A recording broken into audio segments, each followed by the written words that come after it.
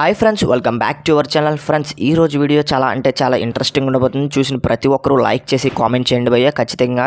And ఈ రోజు video చాలా ఇంట్రెస్టింగ్ ఉండబోతుంది, లాస్ట్ వరకు చూడండి భయ్య ఖచ్చితంగా కూడా.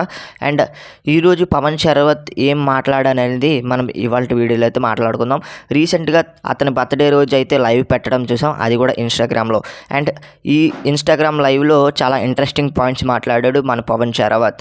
మరి అవేంటో మనం ఇవాళ వీడియోలో అయితే తెలుసుకుందాం. ఫ్రెండ్స్, మీరు కనుక మన ఛానల్ని ఫస్ట్ టైం కనుక విజిట్ చేస్తున్నట్టయితే కింద కనపడుతున్న రెడ్ కలర్ సబ్స్క్రైబ్ అనేది క్లిక్ చేసి పక్కన నుంచి బెల్ ఐకాన్ అయితే క్లిక్ చేయండి.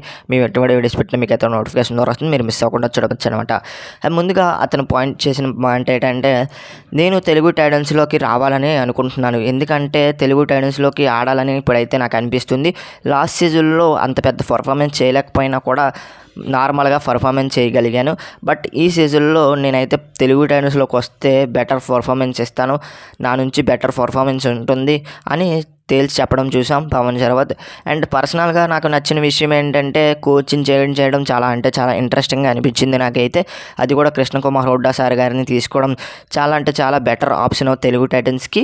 అండ్ ఆయన కోచింగ్లో నాకు ఆడాలని అనిపిస్తుందని పవన్ శరవత్ అయితే చెప్పడం జరిగింది. అండ్ తర్వాత విషయం ఏంటంటే, బెంగళూరులో కూడా ఆడాలని అనిపిస్తుందని ఆయన అయితే చెప్పడం జరిగింది. బెంగళూరు బుల్స్ తీసుకున్నా కూడా బెంగళూరు బుల్స్కి కూడా నేనైతే బెస్ట్ అయితే ఇస్తాను. ఈ రెండు టీముల్లో ఏ టీం తీసుకున్నా కూడా నేనైతే నా నుంచి బెస్ట్ అయితే ఖచ్చితంగా ఇస్తానని పవన్ శరవత్ అయితే చెప్పడం చూసాం.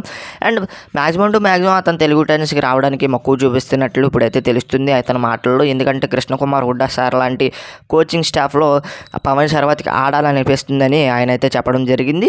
అండ్ బెంగళూరు బుల్స్కి వెళ్ళినా కూడా నేను బాగా పర్ఫార్మెన్స్ చేస్తానని అతను చెప్పడం జరిగింది. అండ్ ఇంకొక విషయం ఏంటంటే, హర్యానా స్టీలర్స్ మిమ్మల్ని తీసుకోవడానికి ట్రై చేస్తుంది కదా ఆయన హోస్ట్ అడగడం జరిగింది. బట్ హర్యానా స్టీలర్స్ తీసుకున్నా కూడా నేనైతే ఏ టీంకి వెళ్ళినా కూడా నా బెస్ట్ అయితే ఇస్తాను.